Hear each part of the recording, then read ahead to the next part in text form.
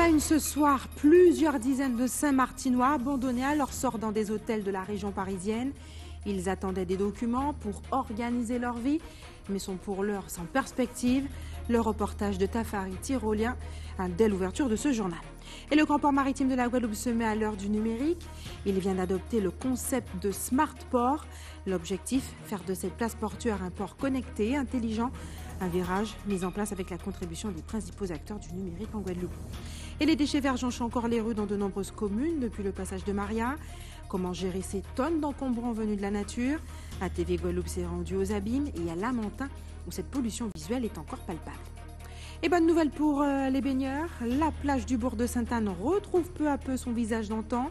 La municipalité veut rendre au plus vite ce lieu au public, même si quelques consignes de sécurité sont encore à respecter. Bonsoir et bienvenue sur ATV Guadeloupe. Depuis des semaines, ils dorment à l'hôtel, faute d'avoir trouvé un autre logement. Après le passage de l'ouragan Irma, des habitants de Saint-Martin ont rejoint l'Hexagone. Plusieurs dizaines d'entre eux résident encore dans les hôtels d'Orly, avec notamment des enfants. On regarde tout de suite le reportage de notre correspondant d'ATV Paris qui est allé à leur rencontre. Suite à l'ouragan Irma, Schubert et Civil sont allés en Martinique, puis ont atterri dans cet hôtel tout près d'Orly. Après 3 semaines de galère, ils ne savent toujours pas de quoi leur futur sera fait.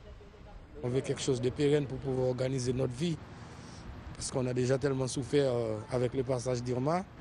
Donc maintenant, ça c'est encore une autre souffrance pour nous, parce qu'on est dans l'expectative, donc on ne sait pas qu'est-ce qui va se passer. Dans cet hôtel, les sinistrés se sentent livrés à eux-mêmes, et cela malgré l'association missionnée par l'État pour leur venir en aide. Les nous venons là, nous pensons que nous avons un bitin, et puis les nous venons, il y a beaucoup de linge, jeté contre bail, mais ce n'est pas bon linge, c'est des vieux vêtements, et ils n'ont pas qu'à servir nous, et puis nous dit comme ça que nous ne pas prendre parce qu'ils n'ont pas bon. On a une autre vision de la France quand on est aux Antilles ou dans le reste du monde, quoi.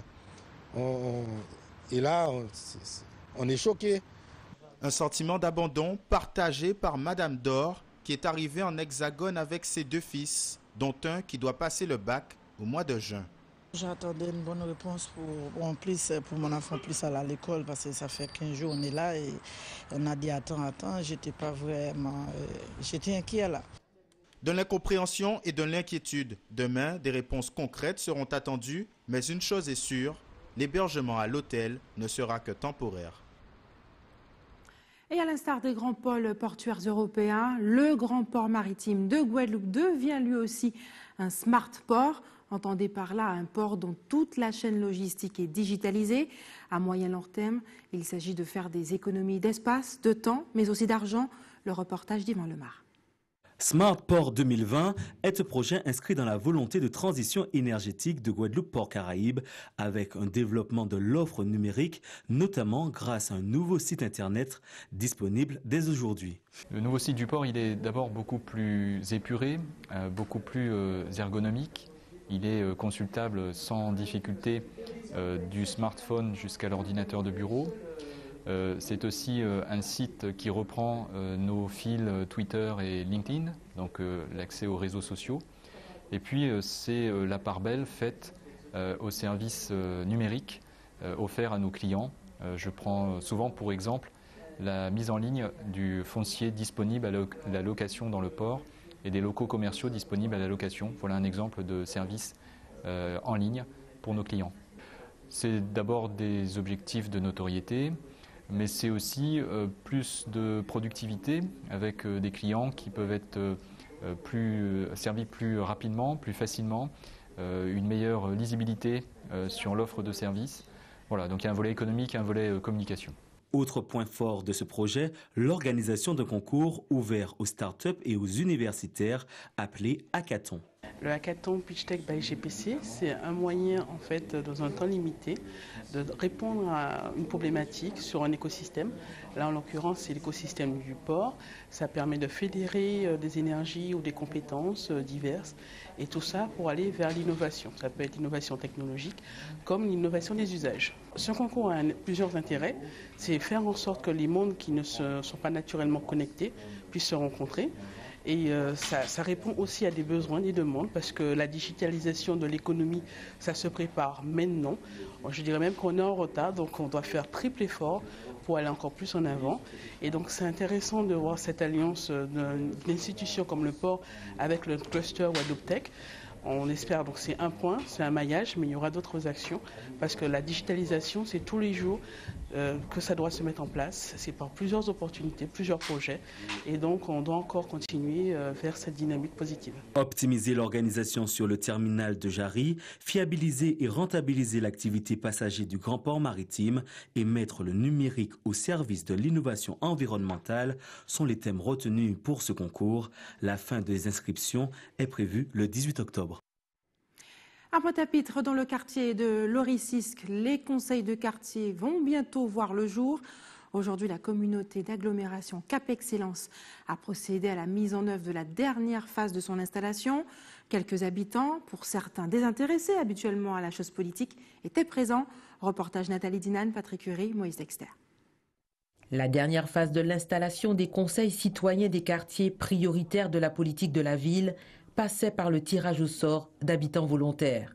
Il a eu lieu ce matin. C'est un élément très important parce qu'il permet aux habitants des quartiers de faire remonter leurs besoins, leur avis sur la manière dont les choses se conduisent dans leur quartier et de participer à la construction des politiques publiques. Ils auront un poids énorme dans la formulation d'avis et de recommandations.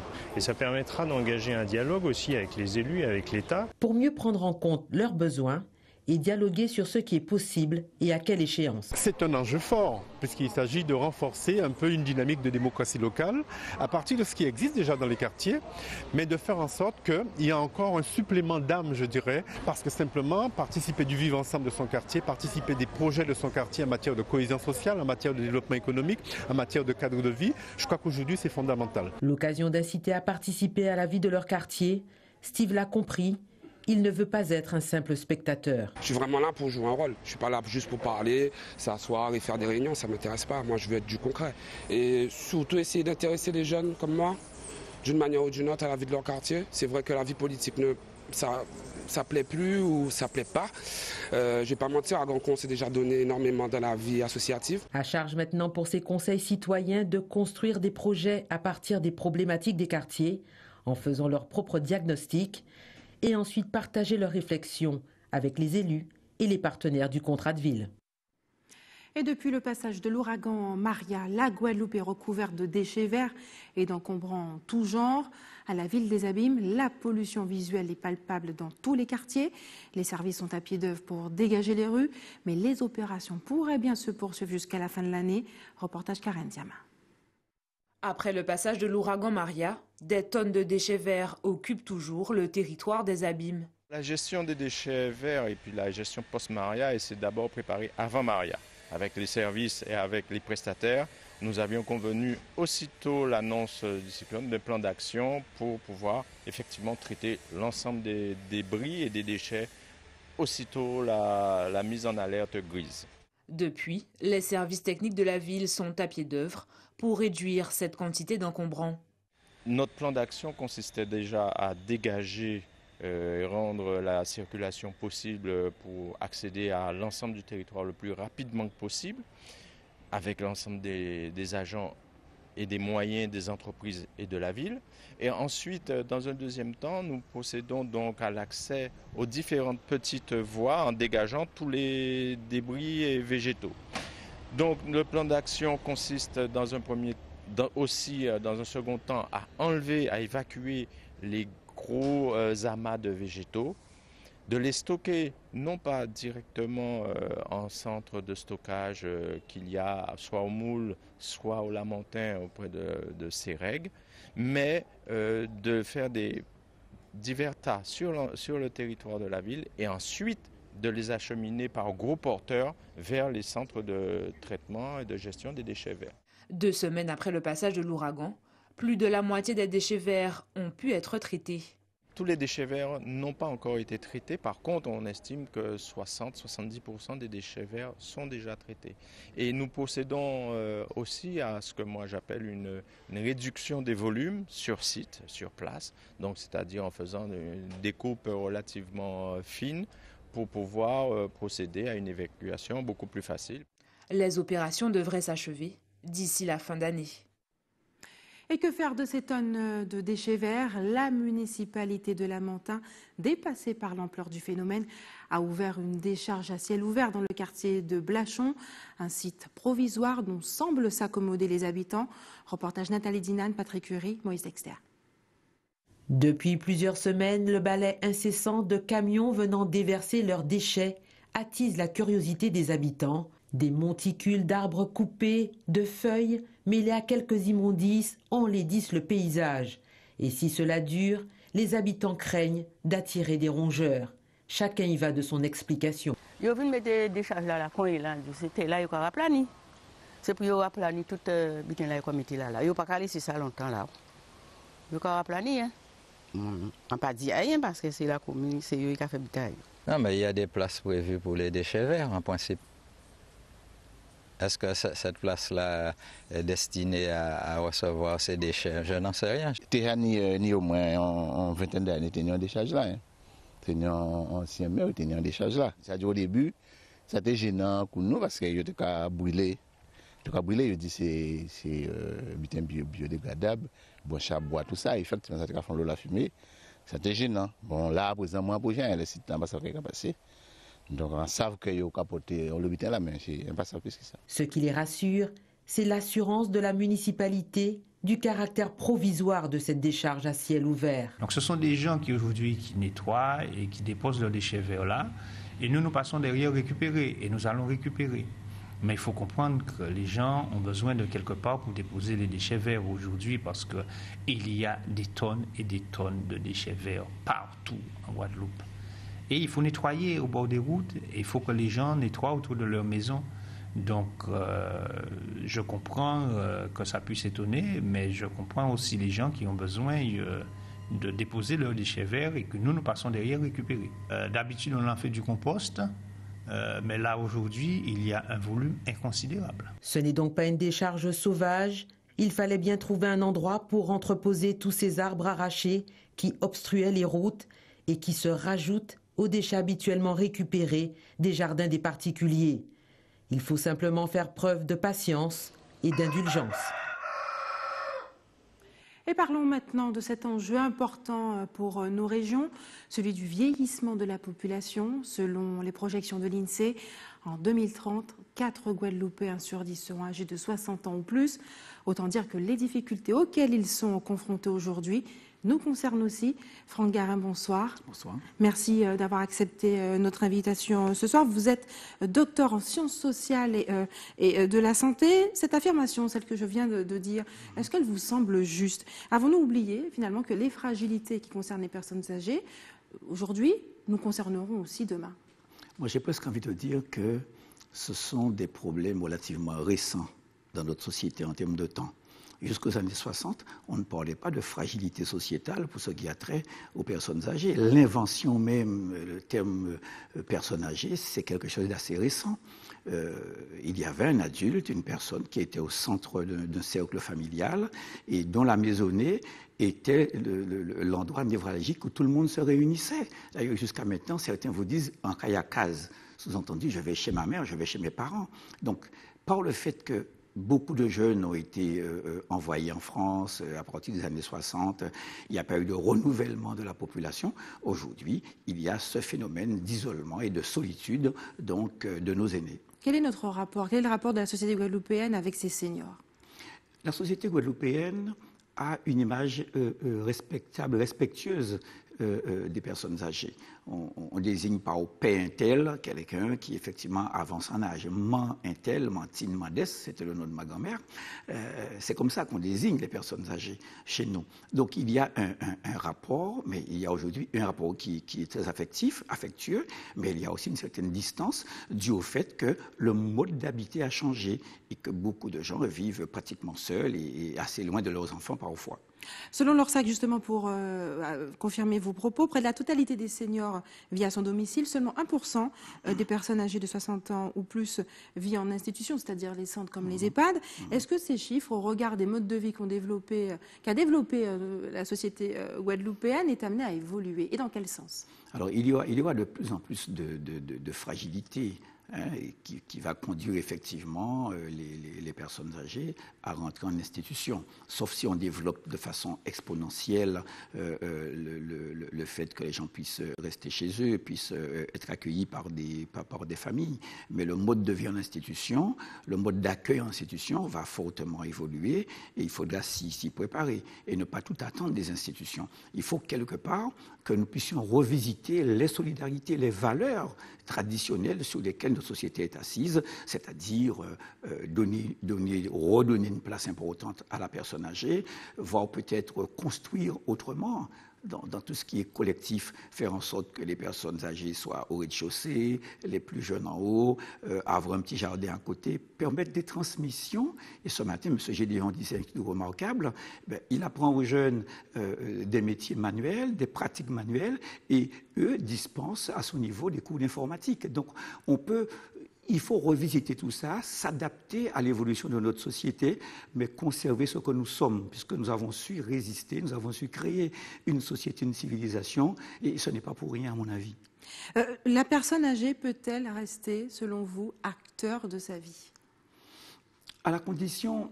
Alors, je globalise la chose en disant que l'idéal serait une société sans âge, où il n'y a pas... puisque tous les âges ont été médicalisés, tous les âges ont été commercialisés. Et il convient aujourd'hui de combattre ce qu'on appelle l'agisme, cette espèce de différentiel que l'on met, cette espèce de marketing qu'il y a autour des âges de la vie. Non, il s'agit que chacun se prépare progressivement, comme un processus. Eh bien, on naît, on grandit, et jusqu'à ce que finalement on cède sa place, on passe de l'autre côté du miroir. Et ça, c'est un problème de société. La nôtre n'était peut-être pas préparée à cela. Ça a surgi dans les années 90 chez nous, cette espèce de rupture sociétale qui s'est effectuée entre les générations. C'est à nous de nous ressaisir, c'est à nous de réapprendre à vivre ensemble pour que finalement la personne âgée ne soit pas quelqu'un que l'on va isoler, quelqu'un qui sera atteint de solitude. Mais j'ai presque envie de dire aussi qu'il faut envisager des politiques de retour au pays. Peut-on penser une fois, mais je le dis, la seule chose qui soit offerte aujourd'hui aux jeunes Guadeloupéens, c'est partir. C'est partir, c'est tout le brain drain sur le Canada, c'est des emplois à la RATP, à la SNCF. Il faut faire revenir les jeunes, il faut qu'il y ait des emplois réservés à nos jeunes. On en fabrique tellement qui ont de haut niveau, qui ont des BTS, qui sont techniciens, qui ont des diplômes de haut niveau. Oui, ils doivent être prioritaires sur les emplois qu'il y a en Guadeloupe. Quand il y a emploi, comment faire revenir ces jeunes? Il y en a, ils sont occupés par d'autres gens. Dès qu'il y en a, je suis désolé, il ne faut pas qu'on ait la langue de bois.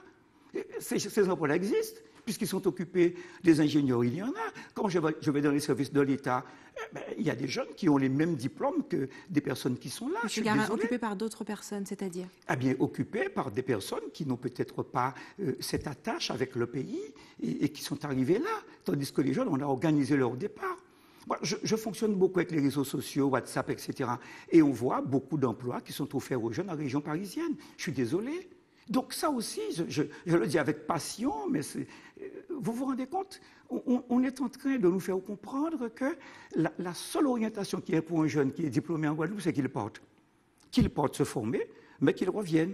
Et à ce moment-là, la rupture sociétale à laquelle on assiste, cette espèce de fragilité sociétale, mais qui n'atteint pas seulement que les personnes âgées, qui atteint aussi les jeunes, peut-être qu'on va l'atténuer. Donc c'est une réponse globale. Il n'y a pas de réponse centrée sur une catégorie d'âge. Il n'y a pas de réponse centrée sur les jeunes ou sur des personnes âgées. Il y a un problème de société qu'il faut que les Guadeloupéens puissent résoudre avec leurs armes culturelles, économiques, sociales et surtout avoir cet amour du pays. C'est la chose fondamentale, à mon avis, qui fera que nous n'aurons pas tous ces séminaires, tous ces colloques, comment vivre avec nos personnes âgées. Des fois, je me dis que je rêve, quoi. Mais, je dis encore une fois, ce sont des choses qu'il faut ramener à une vision, à une approche globale de la société. Et surtout, ne pas parler la langue de bois. Merci Franck Garin, en tout cas. Merci de vous être exprimé ce soir sur cette question. On a bien compris que la problématique des personnes âgées fait apparaître un problème un malaise beaucoup plus profond.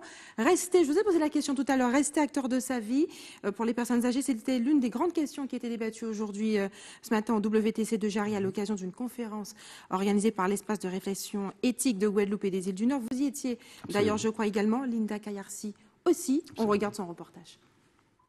Faire de la personne âgée un acteur de sa vie, telle est la mission de l'espace réflexion éthique de Guadeloupe et des îles du Nord. Alors, l'espace de réflexion éthique a des missions qui sont de réfléchir sur des thèmes de société.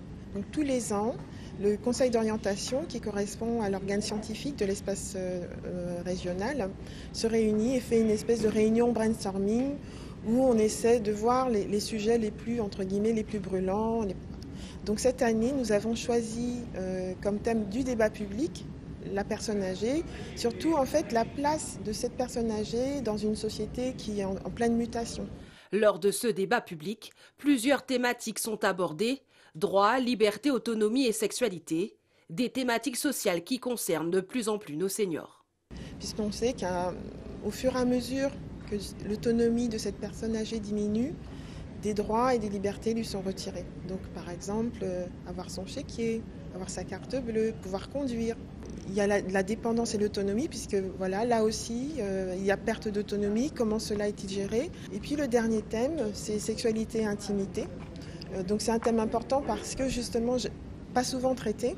Au terme de cette journée de réflexion, des réunions d'échange seront mises en place avec des professionnels pour poursuivre les débats et pourquoi pas établir une charte senior pour mieux répondre aux besoins des personnes âgées. Et restez avec nous sur ATV Guadeloupe dans quelques minutes. Rencontre avec Fatou Ndiaye, l'une des blogueuses les plus influentes de France, de passage en Guyane. Et puis ce jeudi marque aussi la sortie en salle de Blade Runner 2049, le dernier thriller futuriste de Ridley Scott qui a été réalisé par justement un autre réalisateur. Et plusieurs l'attestent, en optimisant notre mode de vie, nous pouvons retarder les effets dévastateurs du vieillissement et accéder à une bonne santé durable. À Bemao, un village bien-être santé était organisé aujourd'hui à la maison rurale de Vonge. Reportage Yvan Lemar. Toute la matinée, les aînés ont pu profiter de différents conseils de prévention, mais aussi de soins du corps et autres activités de loisirs. Objectif, préserver la santé et le bien-être de nos aînés. On a voulu non seulement permettre à nos aînés de Bemao de rompre avec l'isolement, de faire en sorte que cette semaine, en tout cas cette journée, soit une journée où on s'occupe d'elle. Et je sens que c'est que du bonheur, parce que si vous faites le tour des stands, vous allez voir effectivement, nos aînés font le tour autour des stands et profitent de ces moments que nous leur offrons aujourd'hui. Point fort de la matinée, la sensibilisation à l'hygiène bucco-dentaire. La bouche est un élément fondamental de la santé. Elle permet de bien s'alimenter. Et aussi, si elle n'est pas bien entretenue, eh bien, elle peut amener à des caries ou à avoir une mauvaise hygiène bucco-dentaire. Par exemple, avoir des problèmes de bouche chez les seniors, une mauvaise hygiène peut emmener une dénutrition.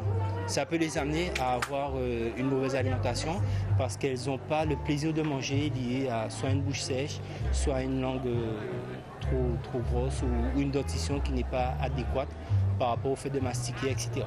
Du côté des participants, cette matinée a été très appréciée. Alors cette journée-là, elle est idéale, elle est détente, elle est belle, elle est dans la joie et elle est dans la connaissance. Alors sur l'hygiène bucco-dentaire, j'ai appris beaucoup de choses.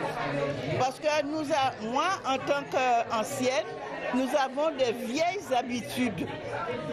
Et comme les choses sont devenues modernes en ce moment, donc nous avons appris une amélioration dans nos vieilles habitudes et qui peut-être nous permettra d'améliorer notre santé à venir.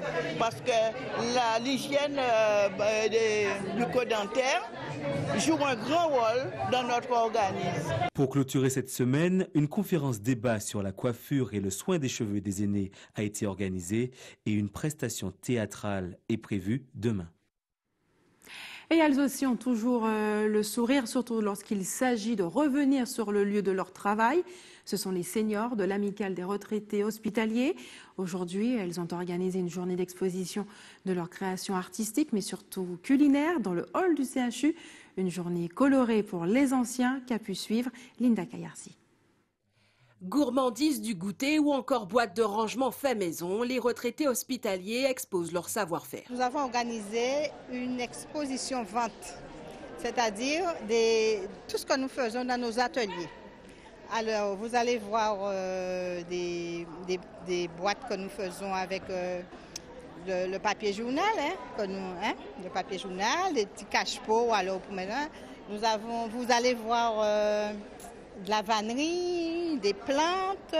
Une expo-vente qui se veut avant tout conviviale, un moment de partage pour l'Amicale des retraités hospitaliers. Eh bien, figurez-vous, nous avons choisi le hall de l'hôpital. Nous sommes les retraités hospitaliers. C'est pour venir, pour que nous soyons en contact avec nos collègues qui sont actuellement, qui ne sont pas encore à la retraite. C'est pour venir les voir, c'est pour échanger avec eux. Alors là, ils viennent et c'est vrai, on se dit bonjour, on se rencontre, ils sont contents de nous voir, nous sommes contents de les rencontrer, de les voir. Et voilà, nous faisons un échange avec eux. Bien sûr, toutes ces retraités continueront leur activité hors des murs du CHU avec le même enthousiasme qu'aujourd'hui. Incontournable et très fréquentée, la plage du bourg de Sainte-Anne retrouve peu à peu son visage d'antan.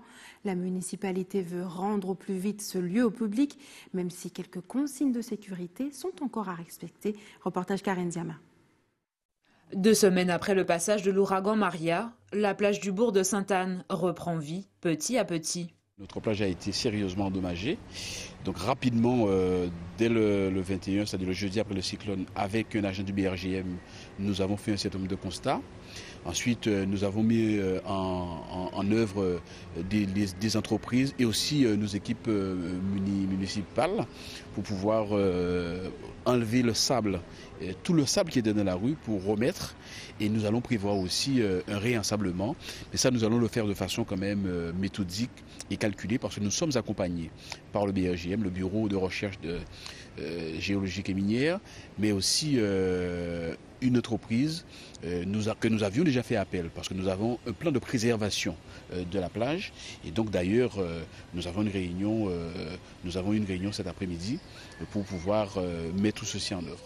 Un déploiement de moyens nécessaires à l'approche de la saison touristique. Nous avons entendu qu'il y a pratiquement plus de 300 bateaux de croisière qui vont arriver, plus de 300 000 visiteurs de croisiéristes, près de 170 bateaux de croisière. Et donc effectivement, Sainte-Anne, dans le cadre de la Riviera du Levant, que je rappelle quand même que la compétence tourisme a été dernièrement transférée à la communauté de l'agglomération, il y a un office de tourisme dont le président est Franck Baptiste. Et donc en accord avec l'office de tourisme intercommunal, nous avons travaillé, hier nous avons une séance de travail d'ailleurs avec mon service et l'élu en charge d'ailleurs qui fait partie du comité directeur de l'office de tourisme pour pouvoir accueillir les visiteurs dans les meilleures conditions, bien évidemment la plage qui est le lieu incontournable. Si certains profitent déjà du nouveau visage de la plage, certaines consignes de sécurité sont encore à observer. Oui, on peut dire qu'il y a quelques consignes, dans la mesure où on voit c'est toujours un peu un chantier. Le sable n'est pas encore totalement étalé.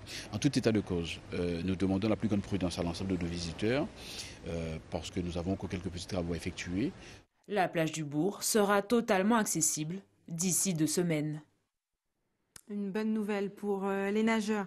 Et direction la Guyane maintenant, où nous allons à la rencontre d'une femme qui a fait de la question de la représentation des femmes noires son cheval de bataille. Il s'agit de Fatou Ndiaye, l'une des blogueuses les plus influentes de France. De passage en Guyane pour la semaine de la mode, Gaël Oassim a pu la rencontrer. On regarde. Voici Fatou Ndiaye, 40 ans, créatrice du blog Black Beauty Bag. Son smartphone, l'extension de son bras. À son compteur, plus de 100 000 followers sur Twitter, 130 000 mentions j'aime sur son compte Facebook, une communauté d'internautes qu'elle s'est forgée en 10 ans de blogging. Fatou Ndiaye est une influenceuse de tendance. Aujourd'hui, tous les blogueurs ne sont pas influenceurs. On parle d'influence quand, par exemple, on parle d'un produit et qu'il génère des ventes, qu'il est sold out. Être influenceur, c'est aussi être prescripteur de tendance, c'est-à-dire voir les choses avant qu'elles deviennent établies ou à la mode. C'est aussi, on peut être aussi influenceur par sa façon de communiquer, sa façon de dire les choses, les sujets, les débats. Donc oui, j'ai influé en quelque sorte dans la manière de voir ce qu'était la féminité des femmes noires. Et en France, j'ai permis de poser la problématique de la représentation des femmes sur le marché de la beauté en général. Car en commençant son blog en 2007, elle a constaté qu'il était difficile de trouver les informations sur les besoins spécifiques des peaux noires et des cheveux crépus. Égérie de marques comme L'Oréal et Koukaï, elle a contribué en France à l'explosion du marché des produits de beauté spécifiques aux peaux noires et métissées. Que ce soit en mode, en culture, en art, on sait très bien que la plupart de tout ce qui est mode, tout ce qui est art, ça vient des pays comme en Afrique, comme les îles, même au Brésil par exemple. On sait que les grands chasseurs de tête en Europe sont payés pour venir dans des pays pour voir comment les gens vivent, comment ils s'y habillent, et après ils font leur cahier de tendance.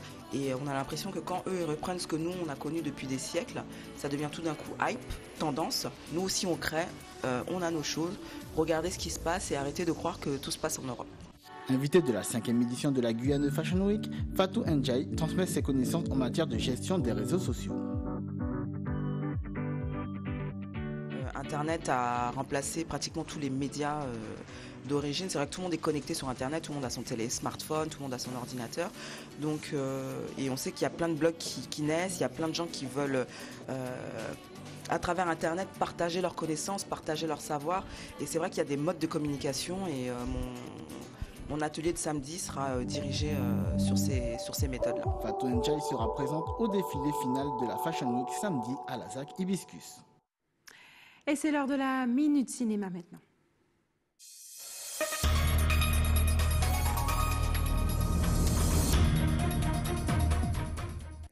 Et le monument de Ridley Scott revient au cinéma 35 ans après sa sortie, Blade Runner 2049, la suite réalisée par Charles de Deneville-Villeneuve. On regarde tout de suite un court extrait.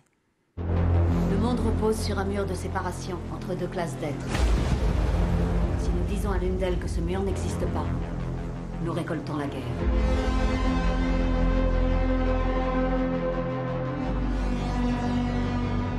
Tu es flic. J'ai occupé ton poste dans le temps. Et j'étais doué.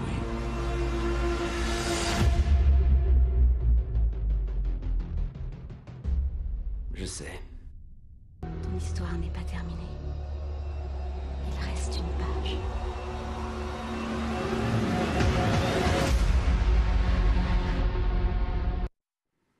Et c'est l'heure des informations pratiques maintenant. Sachez que la route de la traversée est fermée pour une date encore indéterminée aux automobilistes de 8h à 16h. L'équipe de l'établissement français du sang vous donne rendez-vous demain au carrefour de Colin à Petit-Bourg de 8h30 à 13h. Et enfin, si vous avez des informations à nous communiquer, n'hésitez pas à nous appeler au 60 11 2 fois. Et voilà, c'est la fin de notre édition locale et régionale. Mais avant de se quitter, je vous rappelle les principaux titres de ce jeudi 5 octobre. Nous l'avons vu ce soir, plusieurs dizaines de Saint-Martinois sont abandonnés à leur sort dans des hôtels de la région parisienne. Ils attendent toujours des documents afin d'organiser leur vie, d'avoir une perspective. Nous l'avons vu avec notre reporter d'ATV Paris. Et puis le grand port maritime de la Guadeloupe se met à l'heure du numérique. Il vient d'adopter le concept de Smart Port. L'objectif, faire de cette place portuaire un port connecté et intelligent, un virage qui est mis en place avec la contribution des principaux acteurs du numérique en Guadeloupe. Et les déchets verts jonchent encore les rues dans de nombreuses communes depuis le passage de Maria. Comment sont gérées ces tonnes d'encombrants venus de la nature? ATV Guadeloupe s'est rendu à la ville des Abîmes, mais aussi dans la ville de Lamentin, où les opérations pourraient se poursuivre jusqu'à la fin de l'année. Et puis bonne nouvelle pour les baigneurs, la plage du bourg de Sainte-Anne retrouve peu à peu son visage d'antan. La municipalité veut rendre plus vite ce lieu au public, même si quelques consignes de sécurité sont encore à respecter. Merci d'avoir choisi ATV Guadeloupe. Je vous souhaite une excellente soirée sur ATV. On se retrouve demain à 18h50.